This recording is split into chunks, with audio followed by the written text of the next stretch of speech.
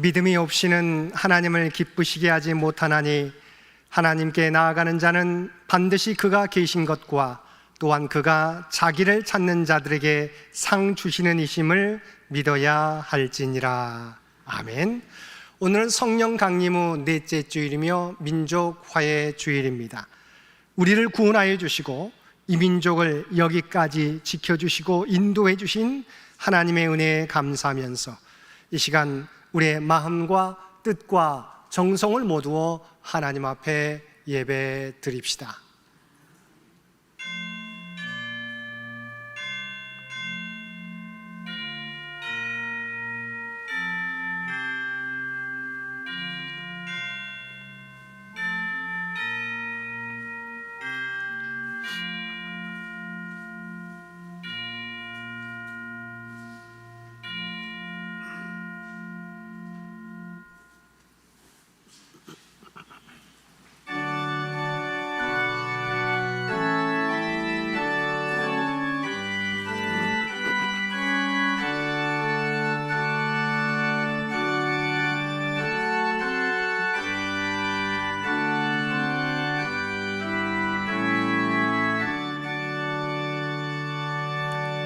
거룩 거룩 거룩 전능하신 주님, 이른 아침 우리 주를 찬송합니다.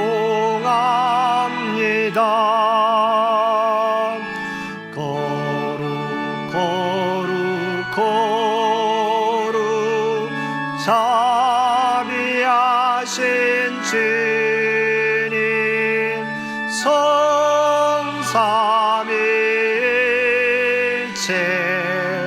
우리 주로다.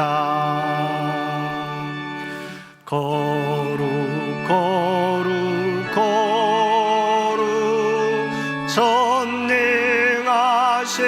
주님, 천지 만물 모두 주를 찬송합니다.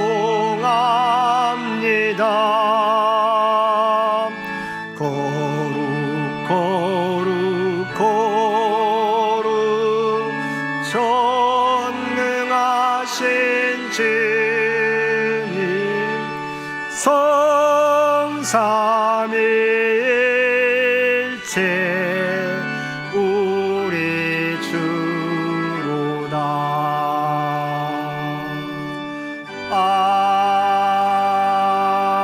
아멘. 우리 마음의 가장 깊은 곳까지 감찰하시는 아버지 하나님, 이 시간 두렵고 떨리는 마음으로 우리의 죄를 고백하옵나니 우리의 죄를 용서하여 주옵소서. 주님은 우리가 하나님의 구원받은 백성으로 변화된 삶을 살아가기를 원하시는데 우리는 주님의 그 기대에 미치지 못하며 살아갈 때가 많았습니다. 우리의 가정 안에서 주님의 사랑을 배우고 경험하며 그 사랑을 나누는 사랑과 화목의 공동체가 되기를 원하시는데 우리는 여전히 서로에게 상처를 줄 때가 많았습니다. 직장과 이웃들과의 관계 안에서 주님이 보여주신 섬김의 리더십을 나타내야 하는데 나를 주장하려 할 때가 많았습니다. 민족 간 신뢰를 바탕으로 화해와 평화의 공동체로 나아가야 하는데 여전히 서로에 대한 불신과 반목으로 점점 더 멀어져만 가고 있습니다. 주님은 우리를 세상을 변화시키는 주님의 제자로 파송하셨는데 우리는 이 땅에서 소금과 빛의 사명을 온전히 감당하지 못하고 있습니다. 오 주여, 이러한 우리의 연약함과 부족함을 긍휼히 여기시고 우리를 용서하여 주옵소서. 이제는 성령 안에서 새롭게 변화되어 세상을 변화시키는 주님의 제자로 살아가게 하여 주옵소서. 우리 주 예수님의 이름으로 이 고백의 기도를 드립니다. 아멘.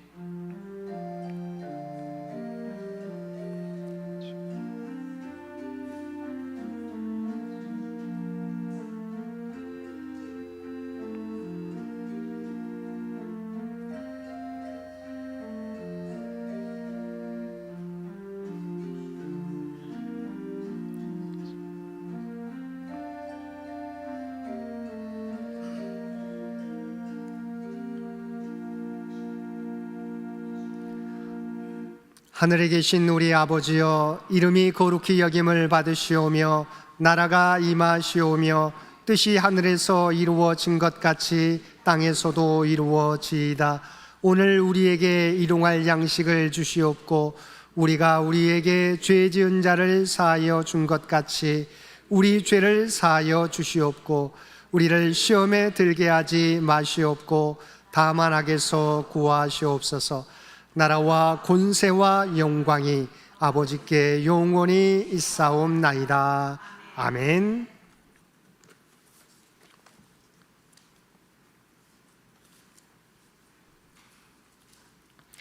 너희는 눈을 높이 들어 누가 이 모든 것을 창조하였나 보라. 그들의 모든 이름을 부르시나니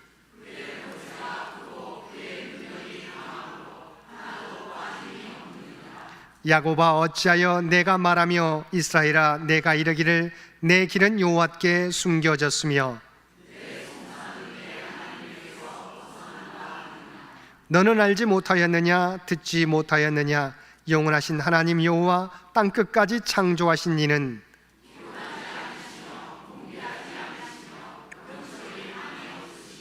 피곤한 자에게는 능력을 주시며 무능한 자에게는 힘을 더하시나니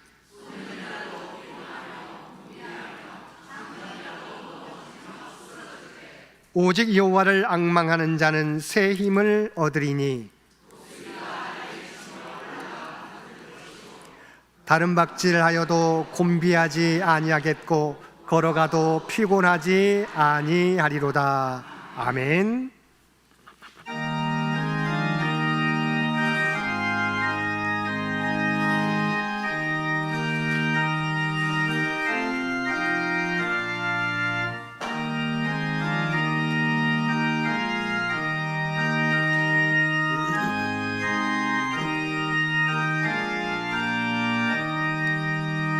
주와 같이 길 가는 것 즐거운 일 아닌가.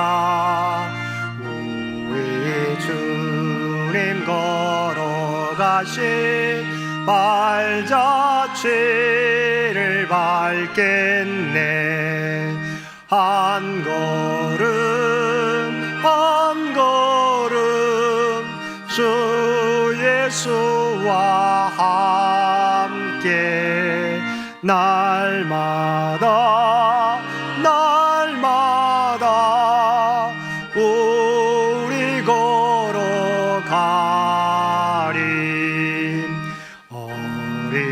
어린아이 같은 우리 미련하고 약하나 주의 손에 이끌리어 생명길로 가겠네.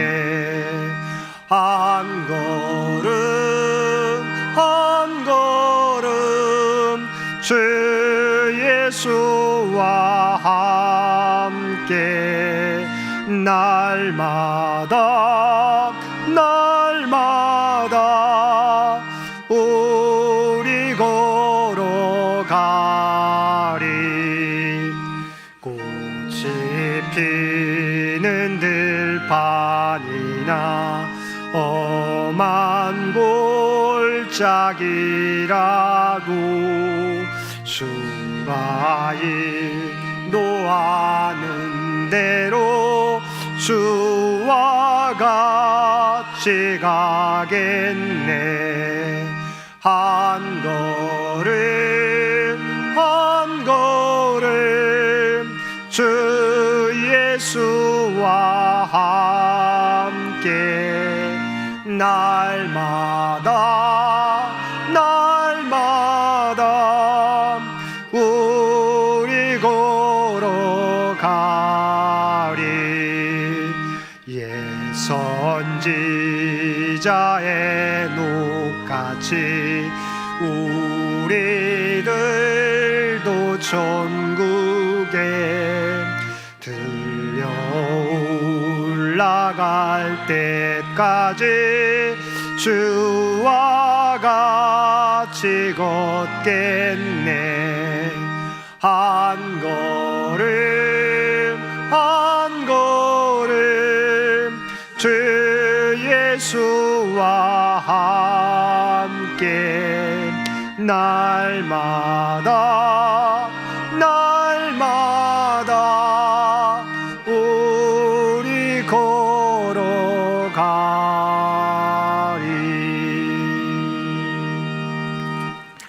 오늘은 성령 강림 후 넷째 주일이며 6.25 민족화해주일입니다. 이 예배를 위해서 이상희 장로님 기도 인도해 주시겠습니다. 성령 강림 후 넷째 주일 및 6.25 민족화해주일 예배 기도를 드리겠습니다.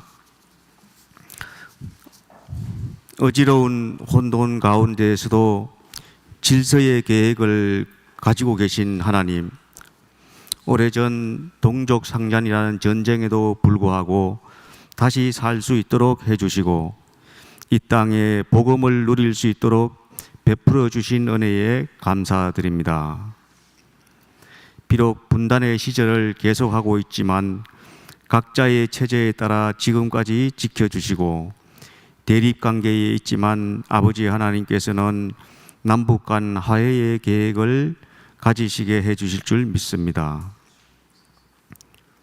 오늘도 창현의 가족들이 예배를 드릴 수 있게 해주시는 은혜에 감사를 드릴 수 있는 믿음을 주시옵소서. 예배당에 직접 나와 드리는 성도들, 멀리 해외에서 영상으로 드리는 교우들, 이 모두의 예배가 신령과 진정으로 드릴 수 있는 예배가 될 수 있도록 성령님의 임재를 믿습니다. 아버지 하나님, 오늘도 우리는 믿음 생활은 제대로 하고 있는지, 하나님 중심의 삶을 살아가고 있는지, 자신과 가족의 복을 찾기 위해 하나님께 부탁만 하러 다니는 건 아닌지, 아주 복잡한 번민이 계속되는 인생을 살고 있습니다. 부모님과 형제들의 건강과 생활이 우리가 드리는 기도한 대로 되지 않아 믿음이 흔들립니다. 자녀의 학업과 취업 성취를 위한 기도가 제대로 기대대로 되지 않아 믿음이 흔들립니다. 심지어 이웃과 형제들이 자기보다 잘 되는 것을 보고 질투도 하는 심란한 믿음 생활도 경험합니다. 아버지 하나님, 우리들의 어리석은 믿음이 하나님의 완전한 섭리를 이해할 수 있는 믿음 생활을 할 수 있도록 도와주시옵소서. 욥이 이유도 모르는 고난을 받으면서도 하나님이 하시는 일은 실수가 없다고 믿으며 인내하는 믿음을 우리들도 누릴 수 있도록 도와주시옵소서. 비록 하나님의 섭리를 잘 알지는 못하지만 우리가 기도를 통해 하나님의 계획을 기다리며 인내할 수 있는 믿음을 허락하여 주시옵길 간절히 빌고 원하옵나이다. 창현교회를 위한 기도를 드립니다. 100주년 행사 잘 치르게 하여 주셨고 이제는 성교관 건립을 위한 여러 가지 계획들이 착착 진행될 수 있도록 도와주시옵고 그 과정에서 신도들의 생각의 차이나 어려운 사정이 생기더라도 이를 잘 헤쳐나갈 수 있는 합력하여 선을 이루라는 믿음 생활을 할 수 있도록 도와주시옵소서. 창현교회의 노 장로 권사님들께도 더 나은 건강과 총기를 주셔서 창현을 위한 기도가 계속될 수 있도록 도와주시옵소서. 성교관 건립을 위해 여러 가지 필요한 역할들을 해야 할 시무 장로들과 창현의 신도들이 드리는 정성과 노력을 하나님께서 받아주시어 100주년 이후에 창현이 지속 가능한 성장을 할 수 있도록 도와주시옵소서. 창현교회 예배를 위해 헌신하는 봉사부, 성가대, 교회학교에도 은혜로 지켜주시고 그 헌신을 하나님께서 받아주셨길 원합니다. 창현의 교회학교와 청년들의 미래도 하나님의 계획을 믿사오니 그들의 인생이 하나님과 함께 거닐 수 있도록 지켜주시옵소서. 또한 창현교회 사역의 책임을 지고 계시는 담임 목사님을 비롯한 교역자와 그 가족에게도 필요한 모든 일상을 하나님께서 채워주시고 지켜주시옵소서. 아버지 하나님, 지구촌의 이기적인 전쟁으로 고통을 받는 지역의 시민들에게 하나님의 평안을 주시고 장마철에도 큰 사고 없이 지날 수 있도록 한반도의 기후도 하나님께서 지켜주시옵소서. 오늘 또 담임 목사님의 상처가 아닌 사랑이 나를 만들게 하라는 제목의 설교를 통해 하나님을 수시로 배반하는 믿음 생활을 하는 우리가 주님을 향한 사랑만 의지하는 회복의 믿음을 가질 수 있도록 도와주시옵소서. 예배의 시작 시간입니다. 이 예배를 하나님께서 기꺼이 받아주시고 지금까지 드린 모든 간구와 기도를 들어주시옵길 주 예수님의 이름으로 간절히 기도드립니다. 아멘.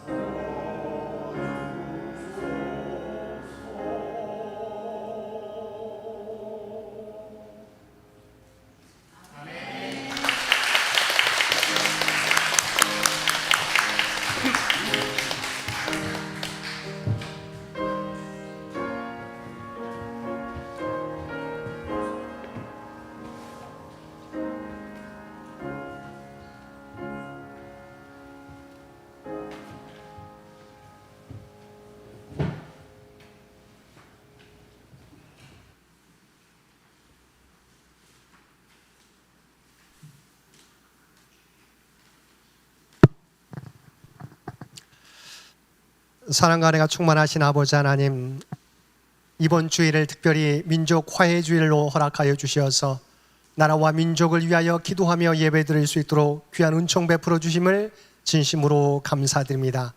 우리의 죄로 온수되었던 하나님과 우리와의 관계를 주님의 십자가 은혜로 하나 되게 하신 아버지 하나님, 온수되었던 남과 북의 관계도 주님의 십자가의 은혜로 화해와 평화의 관계로 나아갈 수 있도록 은혜 베풀어 주옵소서. 오늘 우리에게 베풀어 주신 놀라운 은혜를 기억하며 하나님 앞에 예배드리게 될 때 우리의 마음을 담은 감사의 예물로, 또한 기도와 찬송으로, 봉사와 헌신으로, 우리의 구별된 삶으로 주 앞에 올려드리옵나니 주 앞에 드려진 이 모든 것을 기뻐 받아주시기 원합니다. 또한 드려진 모든 것들이 사용되어질 때 오직 하나님의 뜻과 영광만이 이 땅 위에 나타나게 하여 주옵소서. 또한 믿음을 가지고 주의 몸된 교회와 하나님 나라를 위하여 헌신하는 주의 백성들을 기억하여 주시고 하늘 문을 여시고 하늘의 복과 땅의 기름진 곳으로 충만케 하여 주옵소서.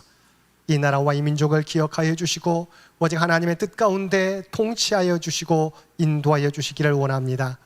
주님의 은혜 가운데 지난 100년을 지켜주신 아버지 하나님, 다음 선교 100년을 준비하는 창현재단이 되도록 주의 도구로 온전히 사용하여 주옵소서. 육신의 연약함 가운데 있는 주의 백성들을 기억하여 주시고 아버지 하나님, 오직 하나님을 의지하며 간구하게 될 때 놀라운 치유와 회복의 역사가 주님을 의지하는 자들마다 나타나게 하여 주옵소서. 또한 믿음을 가지고 살아가는 자녀 손들을 기억하여 주시고 그들의 믿음이 흔들리지 않게 되길 원합니다. 말씀 위에 자신의 인생을 세워가게 도와주시고 하나님이 주신 꿈과 비전을 준비하며 나가게 될 때 한 사람도 낙오되지 않고 그 꿈과 비전을 하나하나 성취해가는 놀라운 역사 허락하여 주옵소서. 주 앞에 드려지는 이 예배가, 주 앞에 드려지는 이 예물이 주님 기뻐 받으시는 거룩한 산제사와 산예물이 되기를 원하오며 우리를 구원하여 주신 예수님의 이름으로 간절히 기도드리옵나이다. 아멘.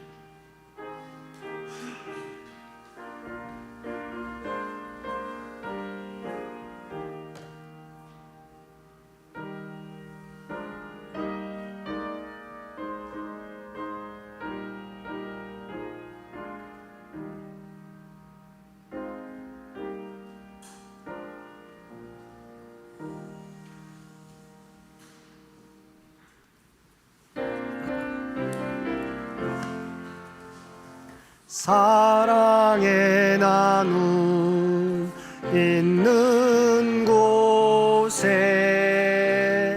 하나님께서 계시도다. 사랑의 나눔 있는 곳에 하나님께서 계시도다.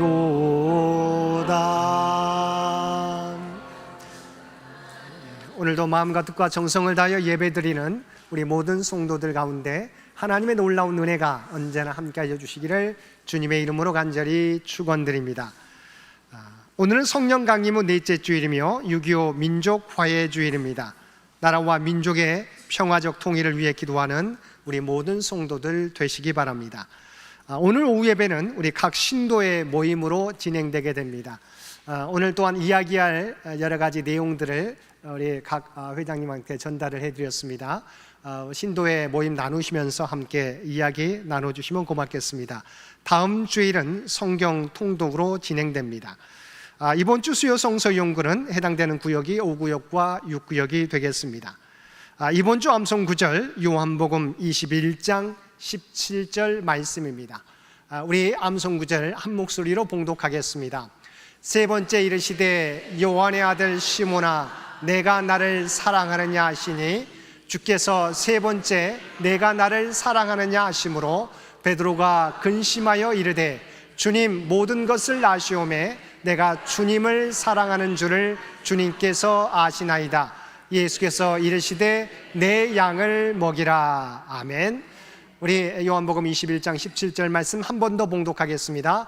세 번째 이르시되 요한의 아들 시몬아 내가 나를 사랑하느냐 하시니 주께서 세 번째 내가 나를 사랑하느냐 하심으로 베드로가 근심하여 이르되 주님 모든 것을 아시오매 내가 주님을 사랑하는 줄을 주님께서 아시나이다. 예수께서 이르시되 내 양을 먹이라. 아멘. 당회가 다음 주일 점심 친교 후에 당회실에서 있겠습니다. 솔로의 행사 주보에 나와 있습니다. 참고해 주시기 바랍니다. 저는 우리 인도네시아 선교 후원의 주간 박준호 선교사 안식년을 맞이해서 한국에 귀국했는데 제주 모임을 갖게 됩니다. 주일 저녁부터 수요일까지 제주 위슬라 호텔에서 있게 되는데 이 회의, 이 모임 가운데 모든 것이 잘 진행될 수 있도록 기도해 주시기를 부탁을 드립니다. 이번 주 점심 친교 봉사는 각 신도의 모임으로 진행되게 됩니다. 다음 주는 3구역, 4구역, 8구역에서 수고해 주시겠습니다. 6월 일정이 주보에 나와 있습니다. 6월 주보 일정을 참고해 주시기 바랍니다. 기념일원금 우리 양승희 권사님이 고 이상범 장로님 16주기 기념을 16주기를 맞이해서 감사원금 봉헌해 주셨습니다. 진심으로 감사를 드립니다. 고 이상범 장로님의 그 믿음을 또한 기리는 귀한 시간이 되시기를 바랍니다. 장기 요양 환우들을 위한 기도도 여러분 잊지 마시고 계속해서 기도해 주시기를 부탁을 드립니다. 뒤쪽에 우리 홍영수 목사님, 유옥선 사모님이 오늘 예배에 우리 참석해 주셨는데요. 우리 잠시 자리에 일어서 주시면 박수로 환영해 주시면 고맙겠습니다.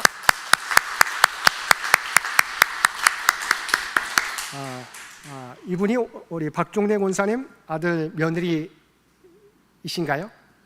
예. 우리 박종래 권사님 아들 며느리이십니다. 진심으로 환영합니다. 나머지 광고는 주보를 참고해 주시기 바랍니다.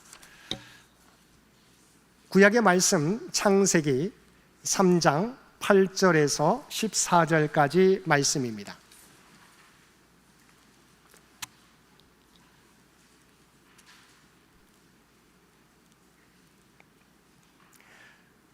우리에게 주신 하나님의 말씀입니다. 그들이 그날 바람이 불 때 동산에 거니시는 여호와 하나님의 소리를 듣고 아담과 그의 아내가 여호와 하나님의 낯을 피하여 동산 나무 사이에 숨은지라. 여호와 하나님이 아담을 부르시며 그에게 이르시되 내가 어디 있느냐? 이르되 내가 동산에서 하나님의 소리를 듣고 내가 벗었으므로 두려워하여 숨었나이다. 이르시되 누가 너의 벗었음을 내게 알렸느냐? 내가 내게 먹지 말라 명한 그 나무 열매를 내가 먹었느냐? 아담이 이르되 하나님이 주셔서 나와 함께 있게 하신 여자 그가 그 나무 열매를 내게 주므로 내가 먹었나이다. 여호와 하나님이 여자에게 이르시되 내가 어찌하여 이렇게 하였느냐? 여자가 이르되 뱀이 나를 꿰므로 내가 먹었나이다. 여호와 하나님이 뱀에게 이르시되 내가 이렇게 하였으니 내가 모든 가축과 들의 모든 짐승보다 더욱 저주를 받아 배로 다니고 살아있는 동안 흙을 먹을지니라. 아멘.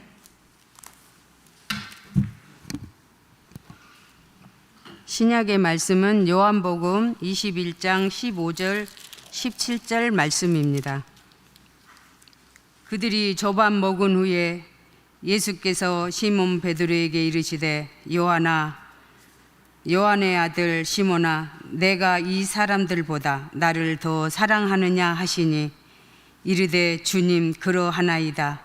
내가 주님을 사랑하는 줄 주님께서 아시나이다. 이르시되 내 어린 양을 먹이라 하시고 또 두 번째 이르시되 요한의 아들 시몬아 내가 나를 사랑하느냐 하시니 이르시되 주님이 그러하나이다. 주님을 사랑하는 줄 주님께서 아시나이다. 이르시되 내 양을 치라 하시고 세 번째 이르시되 요한의 아들 시몬아 네가 나를 사랑하느냐 하시니 주께서 세 번째 내가 나를 사랑하느냐 하심으로 베드로가 근심하여 이르되 주님 모든 것을 아시오매 내가 주님을 사랑하는 줄 주님께서 아시나이다. 예수께서 이르시되 내 양을 먹이라. 아멘.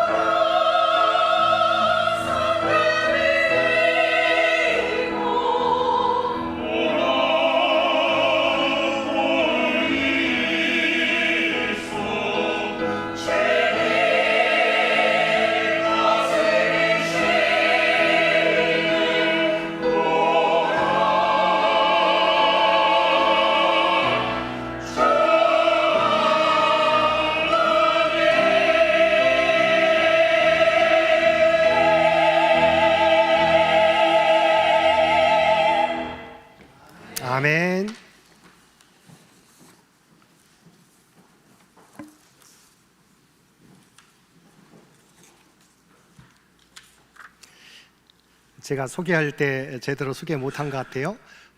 박종래 권사님의 따님과 사위 되십니까? 아니면 그쵸? 예, 아들과 며느리라고 제가 잘못 소개했습니다. 다시 한번 우리 박종래 권사님 한번 우리가 일어서 주시고 같이 한번 다시 한번 일어서 주시면 따님과 사위 되십니다. 한번 우리 박수로 다시 한번 환영해 주시면 고맙겠습니다. 제가 갑자기 들어서 소개를 해서 잘못 소개해서 너무 죄송합니다. 예. 오늘도 복된 주일 하나님 앞에 마음과 뜻과 정성을 다하여 예배드리는 우리 모든 성도들 가운데 하나님의 놀라운 은혜가 언제나 함께하여 주시기를 주님의 이름으로 간절히 축원드립니다. 오늘은 우리 안에 있는 상처를 어떻게 치유하고 회복할 것인가에 대하여 함께 은혜를 나누겠습니다. 약 10여 년 전 미국 기독교계뿐만 아니라 전 세계 수많은 그리스도인들에게 큰 반향을 일으켰던 윌리엄 폴 영의 소설 오두막이라고 하는 책이 있습니다. 영화로도 제작되어서 많은 이들의 눈시울을 붉히게 했던 작품입니다. 이 소설은 우리에게 아주 무겁고도 중요한 메시지를 던집니다. 그것은 바로 우리 모두에게는 상처가 있다는 것입니다. 그리고 그 상처가 오늘의 나를 만들어가는데 만약 그 상처를 치유하지 않고 방치해 두면 결국 나 자신을 파괴할 뿐만 아니라 타인에게까지 치명적이고 나쁜 영향을 미치게 된다는 것입니다. 그러면 우리가 어떻게 해야 우리 안에 있는 상처를, 마음의 상처를 극복하고 회복할 수 있겠습니까? 먼저 이 소설의 내용을 간략하게 살펴보겠습니다. 이 소설의 주인공의 이름은 맥입니다. 맥은 미국 중서부의 아주 보수적이고 엄격한 기독교 가정에서 태어났습니다. 겉보기에는 신앙적인 가정 같았지만 실상은 아버지가 가정 폭력을 일삼는 사람이었습니다. 맥은 어릴 때부터 아버지에게 매를 맞으며 깊은 마음의 상처를 입었습니다. 결국 견디다 못해 맥은 13살 때 가출하여 거친 세상에서 홀로 삶을 꾸려갑니다. 다행히 맥은 엇나가지 않았습니다. 성실하게 자라나 간호사인 낸이라는 여인을 만나 결혼을 하고 예쁜 가정을 이룹니다. 그들 사이에는 5자녀가 있었는데 2 아들은 독립했고 조시와 케이트, 그리고 늦둥이 5살 미시와 함께 살고 있었습니다. 어느 해 노동절 연휴였습니다. 아내 낸은 연수차 시애틀로 떠났고 맥은 새 아이를 데리고 완로와 호수 주립공원으로 캠핑을 떠납니다. 자연 속에서 아이들과 함께 꿈같은 시간을 보냈습니다. 그런데 마지막 날 사건이 일어났습니다. 아들 조시와 딸 케이트가 카누를 타고 놀다가 그만 뒤집혀 버립니다. 맥은 강물로 뛰어들어 허우적거리는 케이트와 조시를 구조해냅니다. 한참은 무트로 올라와 한숨을 돌리게 되는데 뭔가 이상한 느낌이 그를 사로잡습니다. 돌아보니 벤치에서 색칠놀이를 하고 있던 5살 미시가 사라진 것입니다. 경찰이 출동하고 비상이 걸렸습니다. 애간장을 태우는 초조한 시간이 지난 후 경찰은 깊은 산속 버려진 어느 오두막에서 미시의 피 묻은 드레스를 발견합니다. 미시의 시신은 찾지 못했고 미시를 살해한 범인은 어린 소녀들만 노려 범행을 저질러 온 연쇄 살인범이라는 사실만이 밝혀집니다. 5살 어린 딸이 유괴범에게 납치되어서 인적 없는 오두막에서 비참하게 살해되었는데 그 시신조차도 수습하지 못한 것입니다. 그날 이후 맥의 삶은 완전히 무너졌습니다. 그의 마음에는 거대한 슬픔이 자리 잡게 되었습니다. 삶을 포기한 것은 아니었지만 그렇다고 살아있다고 할 수도 없었습니다. 가끔 가족들 앞에서 억지로 웃어보지만 그 웃음 뒤에는 거대한 구멍이 뚫려 있었습니다. 소설은 그 슬픔을 이렇게 표현합니다. 투명하지만 무거운 누비 이불처럼 맥의 어깨를 보이지 않게 늘 짓누르고 있었다. 그 고통 속에서 3년 반이라는 시간이 흐른 어느 눈비 심하게 오던 날 맥은 우체통에서 발신인 주소도 없는 이상한 엽서 한 장을 발견합니다. 엽서에 이렇게 적혀 있었습니다. 맥, 오랜만이군요. 보고 싶었어요. 다음 주말에 그 오두막에 갈 예정이니까 같이 있고 싶으면 찾아와요. 파파로부터. 여기서 그 오두막은 말할 것도 없이 미시가 살해당한 곳입니다. 그리고 파파는 그의 아내 낸이 평소에 하나님을 친근하게 부르던 호칭이었습니다. 맥의 눈앞이 하얘졌습니다. 하나님이 나에게 보낸 엽서인가? 어떻게 하나님이 나에게 이럴 수 있는가? 아니면 누가 나를 가지고 잔인한 장난을 치는 건가? 혹시 그 살인범이 나까지 죽이려고 유인하는 걸까? 갖은 생각이 머리를 스쳤지만 맥은 차마 그 엽서를 구겨버리고 모른 채 할 수 없었습니다. 그 엽서를 보낸 사람의 정체가 무엇이든 확인을 해야겠다고 생각했습니다. 그는 아내와 아이들을 잠시 처제 집에 보내고 친구의 지프차를 빌려서 홀로 오두막으로 향합니다. 이것이 이 소설의 전반부 내용입니다. 이후 소설은 맥이 그 오두막에서 인간의 몸으로 나타나신 삼위일체 하나님을 만나 대화하며 평생 외면하고 숨겨왔던 거대한 슬픔과 상처를 직면하고 마침내 눈물로 치유받는 과정을 다룹니다. 저자인 폴 영이 이 소설을 통해 우리에게 눈물로 호소하는 치유의 대전제가 있습니다. 그것은 자신의 상처를 피하지 않고 정면으로 대면할 때만이 그 상처로부터 진정한 회복이 시작된다는 것입니다. 치유와 변화를 위해서는 쉽지 않지만 그동안 내가 외면해 왔던, 억압해 왔던, 어쩌면 망각 속에 묻어두려 했던 그 상처를 대면해야 합니다. 실제 이 소설의 작가인 폴 영 역시 맥 못지않게 비극적인 상처를 안고 살았던 사람입니다. 선교사인 아버지를 따라 뉴기니에서 살 때 온주민에게 성적 학대를 당했고 기숙학교 시절에는 상급생들에게 또다시 학대를 당했습니다.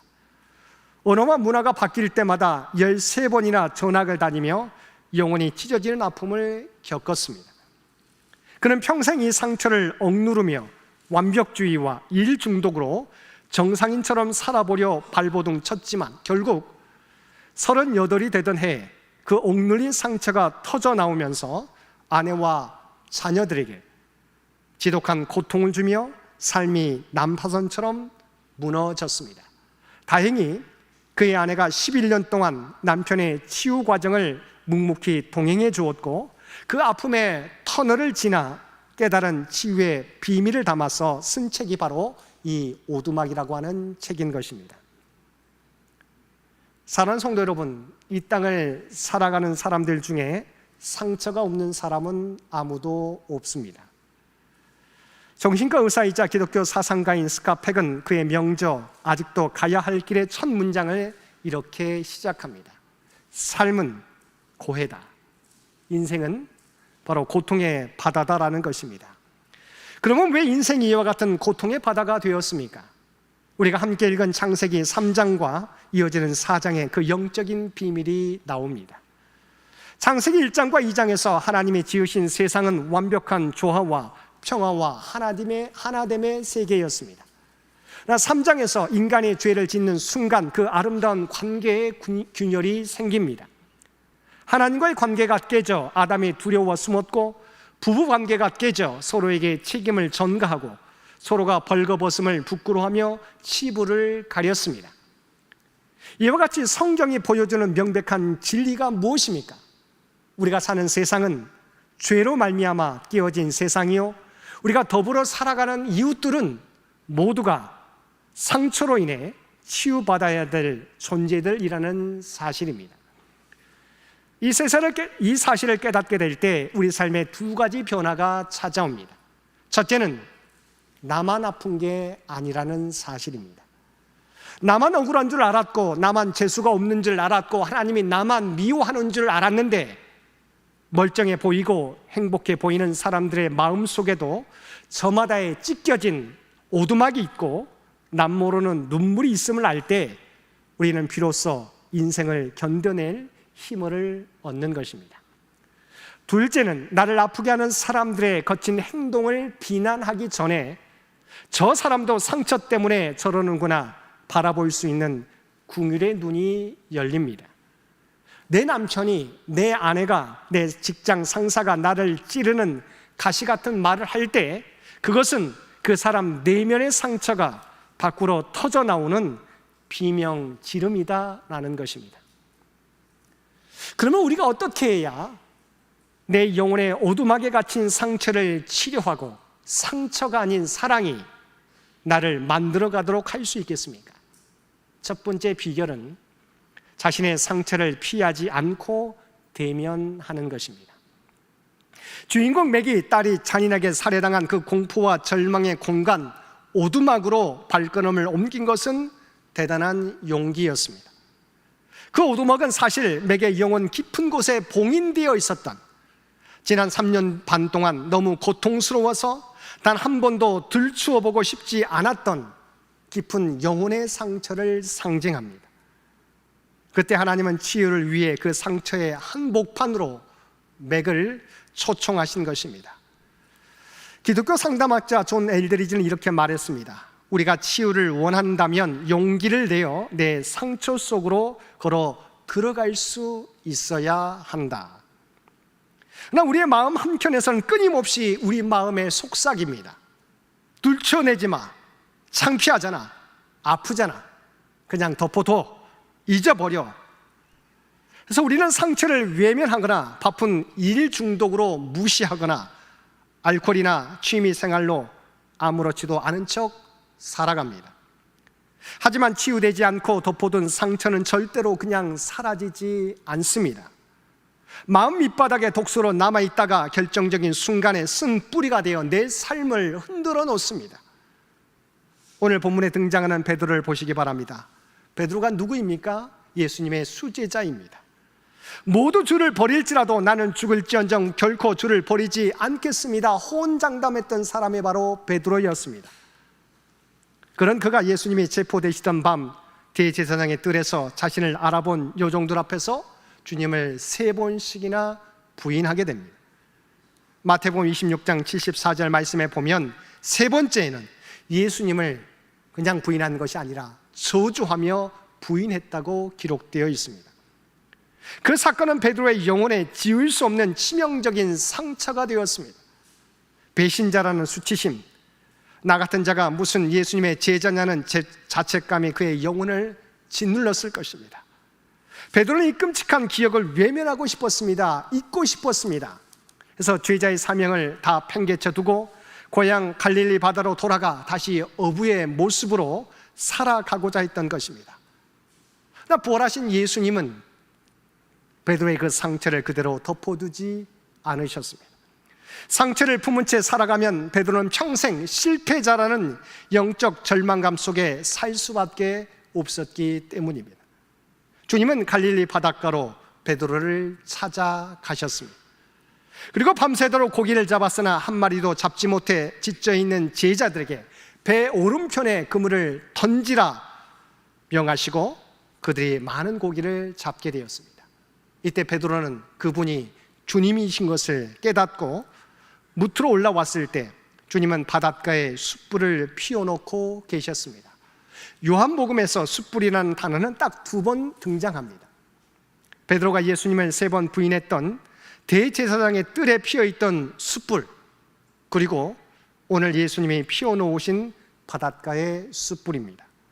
베드로는 타오르는 숯불과 그 냄새를 맡는 순간 심장이 덜컥 내려앉았을 것입니다.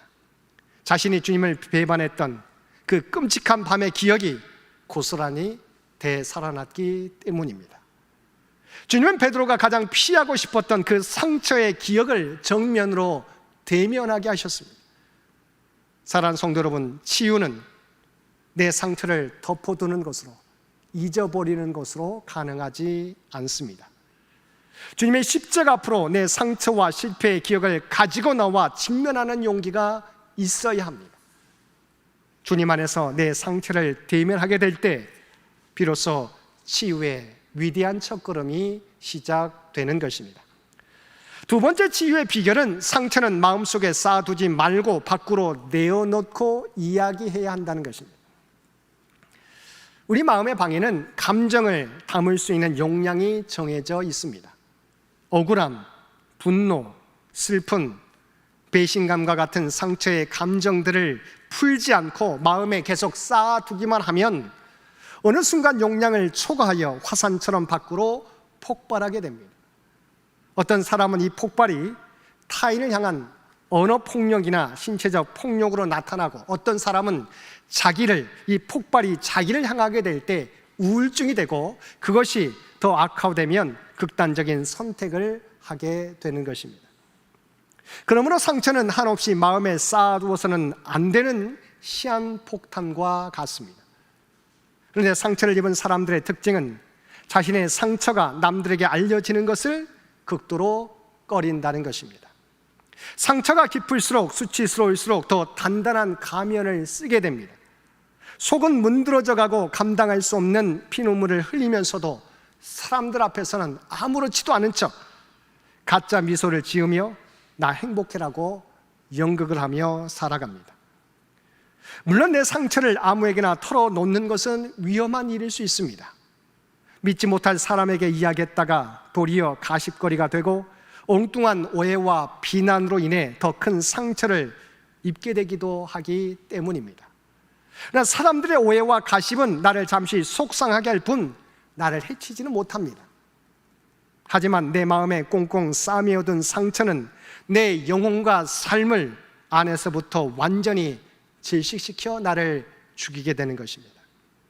그러므로 우리는 지혜롭고 안전하게 내 상처와 아픔을 쏟아낼 방법을 찾아야 합니다.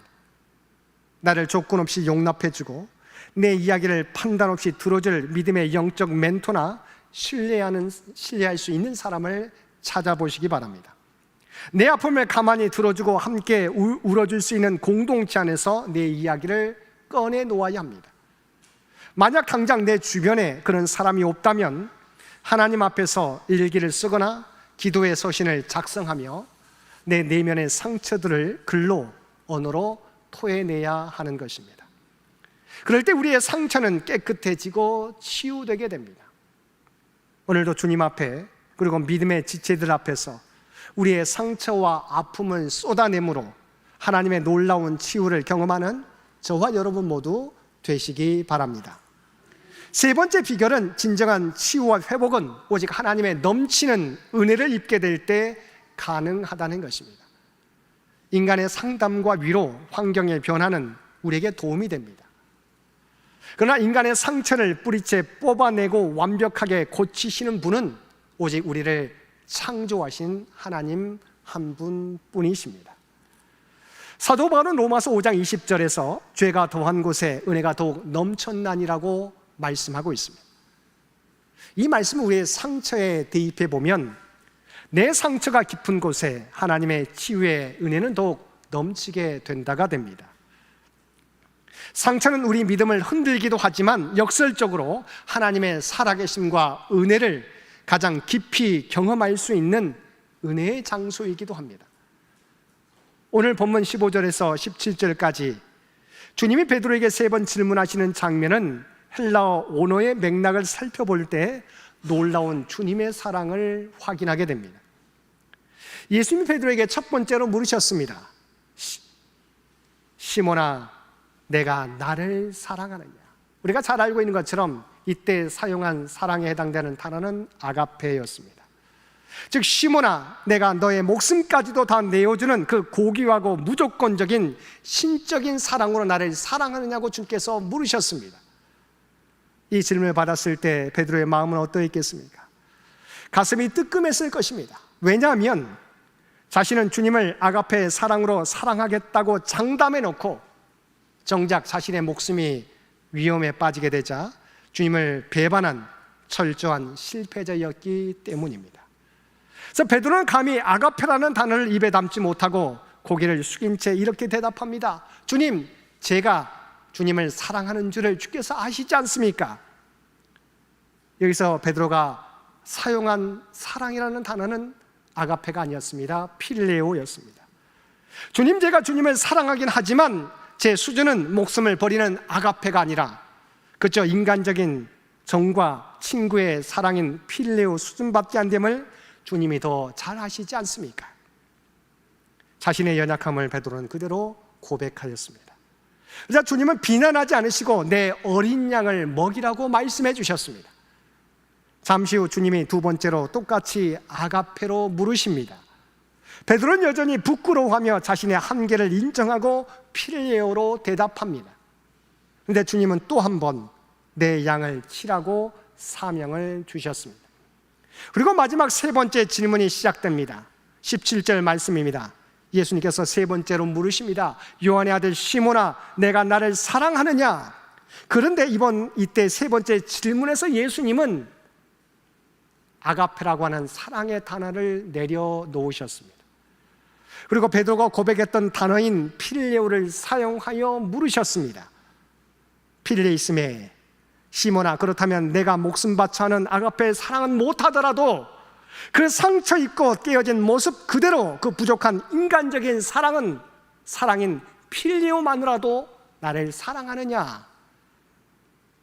이 세 번째 질문을 받았을 때 성경은 베드로가 근심하여 이르되라고 기록하고 있습니다. 베드로는 그 말씀을 듣고 완전히 무장해제되었습니다.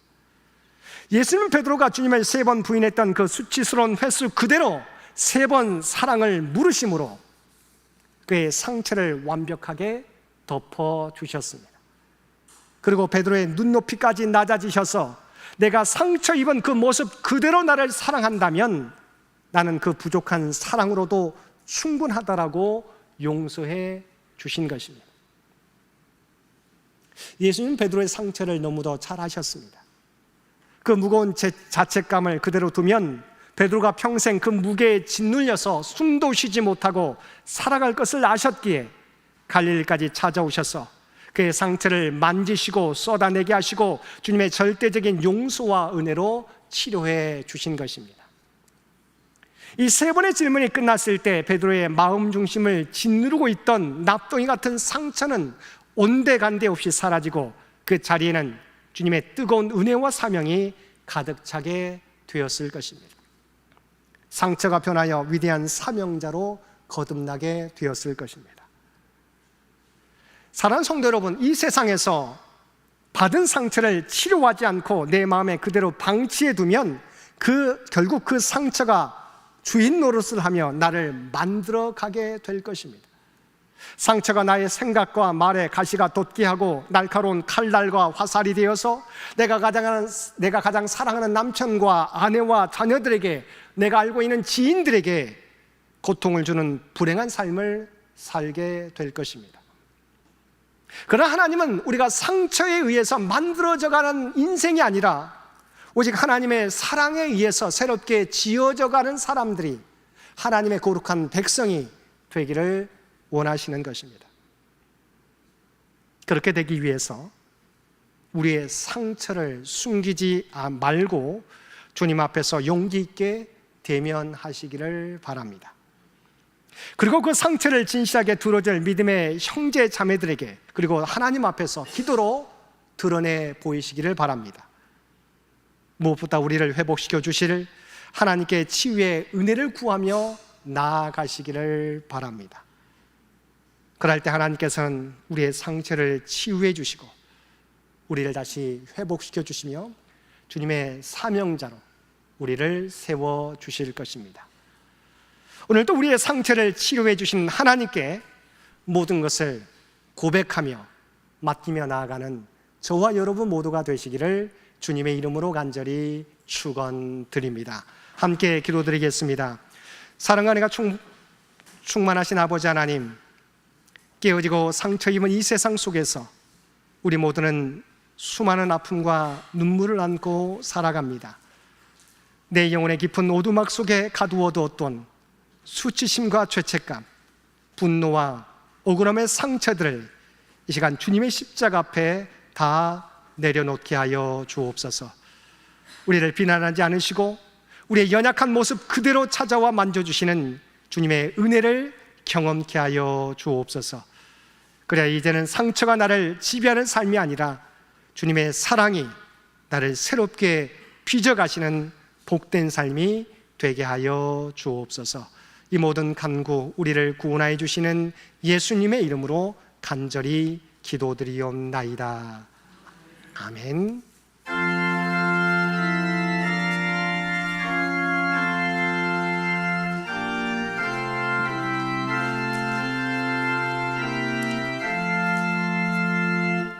하나님 사랑은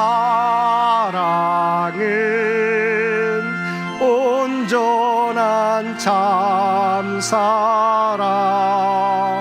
내 맘에 부어주시사 충만케 하소서. 내 주님 참 사랑 햇빛과 같으니 그 사랑 내게 비추사 뜨겁게 하소서. 그 사랑 앞에는 풍파도 그치며 어두운 밤도 환하니 이미 그도다. 하나님 사랑은 온전한 참사랑 내 맘과 영에 채우사 새 힘을 주소서.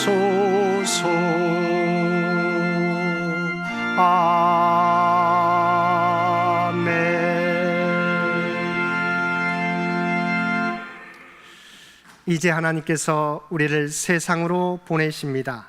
주님 다시 오실 때까지 하나님과 이웃을 사랑하며 주의 사랑과 복음을 널리 전하십시오.